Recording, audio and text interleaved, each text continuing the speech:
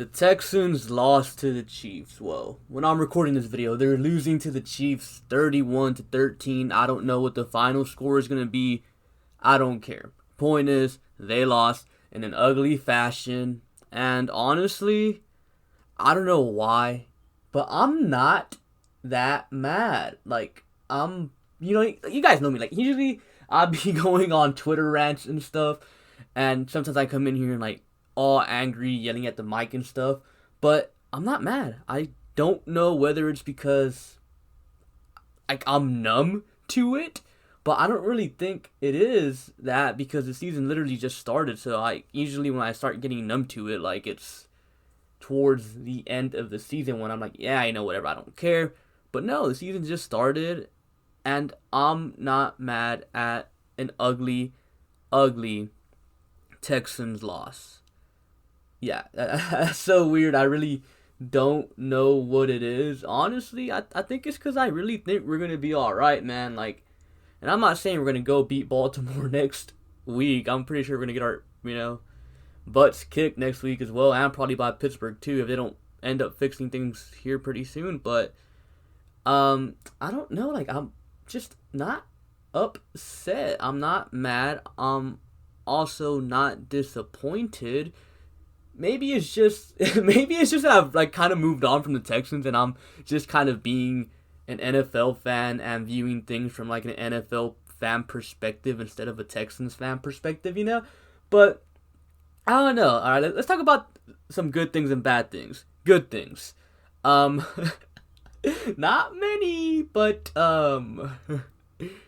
Jacob Martin got a sack on Mitchell Schwartz early in the game. I thought that was nice and beautiful. David Johnson, looking good. Hey, man, if David Johnson ends up being good and he ends up proving me wrong, then I'll admit it. I don't care. I'd rather him, do good for the sake of the team than him do bad just for the sake of me, being right. I'm not like that. I'm all for the team. So David Johnson looked good as well. William Fuller had a drop early in the game, but other than that, he was Watson's go-to guy. But other than that, all negative from there. If you're an ultra-positive Texans fan, then you might want to click off the video already because it's about to get real negative. But before you click off, be sure to hit that like button and subscribe if you haven't done so already. Now, negatives. Where do we start off? How about I start off with the run defense? Oh my god, dude. Run defense was god awful. I have not seen a Texans run defense this bad in ages. I think it is so bad that the Texans should be calling Damon Harrison right now at this instant, because next week we play Baltimore and they love to run the ball. The week after that, we play Pittsburgh. They have a good offensive line. They love to run the ball. The week after that, we play Minnesota and they love to run the ball. So, hey man, if we don't do something, and by something I mean add someone that's good in the middle of that defense, this could get ugly pretty quick. And I'm sorry if I'm kind of rambling on. I'm still kind of low-key watching the game through the mirror I have right here because the way my TV setup is so weird. But I think Watson just threw a big completion to William Fuller and Watson gets sacked. That's something we gotta talk about, by the way. Negatives. Back to negatives. Titus Howard. He did not look good at all this game. I saw, what's his name? Jeff Schwartz talking about it on the Twitter. He said Titus Howard's first step is off. It could be him coming off that injury because Frank Clark was whooping him all day. Literally. And he's not the only guy that was getting whooped all day. Chris Jones was embarrassing Zach Fulton all day as well. And look at the Texans about to score, but I don't care. Zach Fulton was getting destroyed by Chris Jones all day as well.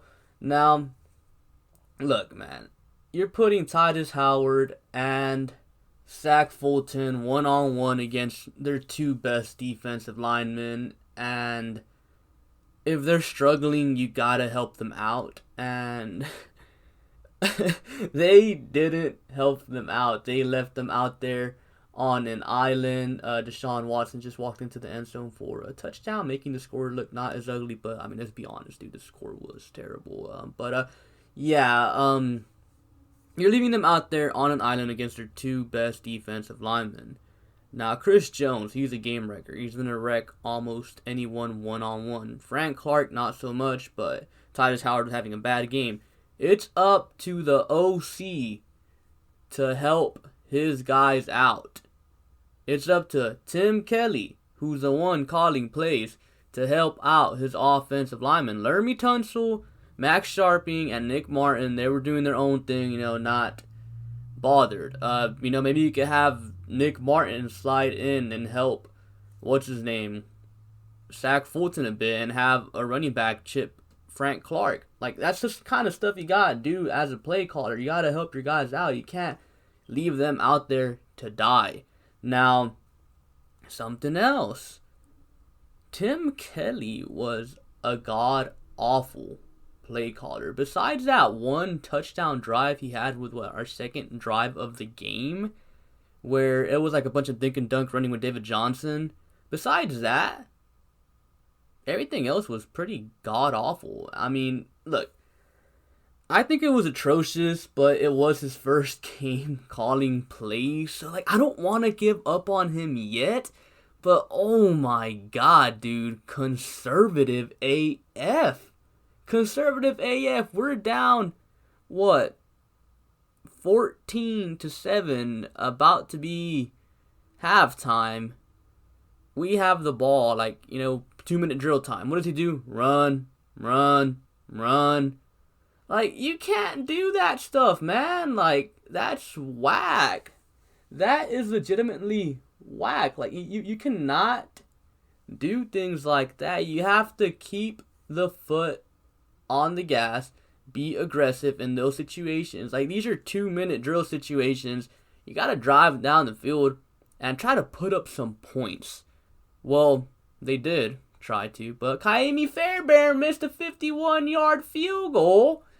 So, yeah, that's another thing that didn't go our way either, because that missed 51-yard field goal made the game go from potentially 10-14 at halftime to 17-7 at halftime. That's a 6-point swing, and the way our run defense was playing, yeah, no.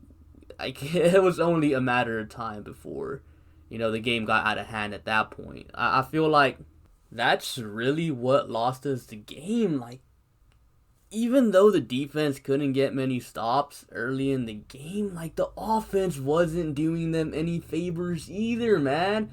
I believe the first drive, 3 and out, yeah, whatever. That's the first drive of the season. It happens. I get it. Second drive, touchdown. But after that, it's not much going on. I believe after that, they punted on a 4th and 4 midfield when everyone else was thinking you should have went for it in that situation. But Tim Kelly was being really, really conservative, and I feel like that continued for the rest of the game, and that really makes absolutely no sense, man. How in the second drive of the game you go fast-paced, no-huddle offense, but then the rest of the game you're out here running the ball down after down after down. Tim Kelly was completely outmatched. He was unprepared to be the play caller, I guess, in this game. Like I said, yes, it was a terrible showing, but you can't give up on him just yet. Even though I want to, you just can't. And as for Anthony Weaver, I saw some decent looks from the defense, different looks. A few zone coverage looks, and here and there it's okay. The one thing I didn't like that he did was, where in the world was Lonnie Johnson, bro? You had Vernon Hargreaves out there and John Reed instead of Lonnie Johnson. I don't know, did Lonnie Johnson do something? Did he bring in a girl into his hotel room allegedly Daniel House did, which by the way he didn't, which by the way is BS, and it's just a way for the NBA to set up the Rockets to lose. But yeah, like what did Lonnie do? Like why was Lonnie Johnson not playing? And yeah, honestly, I feel like a lot of this blame goes on straight up Tim Kelly. And I don't really want to blame Weaver that much either, honestly, because I do feel like he's missing a big body up front. You know, someone like a DJ Reader. But just kidding about that, DJ Reader definitely deserved the contract he got in Cincinnati, and it's just something that we couldn't afford to pay. But you know who is out there? Snacks Harrison. But no, look, like straight up, with the run defense, I think the run defense will get better as the season progresses, because if you look at the Chiefs' run defense as well, it was pretty god-awful as well. Like, I mean, David Johnson ran all over them. So, yeah, like, I just think this is like a preseason sluggish defense, you know, like in terms of run defense. You know, you have bad tackling, bad angles. So I think the run defense will be fine, but I would still love if we got Snacks Harrison. So that's why I'm not going to blame Anthony Weaver that much just yet. But Tim Kelly, there's absolutely no excuse. That was just god-awful play calling, bad situational football. Like, you should know, 2-minute drill. Throw the ball, you know, make it quick, drive down the field, put up some points. But yeah, that's pretty much it, man. Like, this was just straight up. And maybe this is why I'm not that mad, because this game legit gave me preseason vibes. Like, this game was boring. Like, I'm sorry. Like, I love football. I'm glad football is back. But this game was downright boring. I mean, the Chiefs, they went on a 16-play drive where they just ran the ball. I don't know if I'm the only one that got preseason vibes from this game, or, you know, like, maybe y'all did too, but I don't know. Like, honestly, I wasn't expecting the Chiefs to run the ball all that much this game, and I'm pretty sure the Texans weren't either. I mean, by the looks of it, they weren't. But yeah, it was just an all-around bad performance by the Texans. I think the running defense, like I said, will get better. And play calling, you know, maybe Tim Kelly just getting his feet wet, barely, you know, first-time play caller. But I don't know, man. Like, KC has a terrible defense, and Tim Kelly couldn't get the job done. What worries me is that we play Baltimore next week. They have a very good defense. And then we play Pittsburgh the following week after that, and they have an even better defense. So, Tim Kelly better hurry up, because, hey, man, if he keeps doing things like that, you know, predictable, no sense of urgency type of stuff, then O'Brien should take the play calling from him, because Jesus Christ, like, that's god-awful. Like, at no point did he attempt deep shots to William Fuller and Brandon Cooks. You know, where was Randall Cobb? I think I just seen him get a reception here late, but still, like, where was Randall Cobb? Like I said, you know, that second drive the Texans had, beautiful. You know, hurry up offense, no huddle. Do more of that. You know, mixing it up. Runs to Duke Johnson, screen pass to Brandon Cook, screen pass to David Johnson. You know, it looked nice. It looked absolutely nice, but the dude got conservative AF. Like, the score was 14-7. Not even. The score was 7-7. And then he got conservative? It makes no sense. But, yeah, I mean, like I said, like, I'm not all that mad. Like, I don't know. Like I said, am I numb to it? Was it because I was getting preseason vibes? Is it because I think there's a, what's it called? It's a process that's going to take a few games to get right, you know?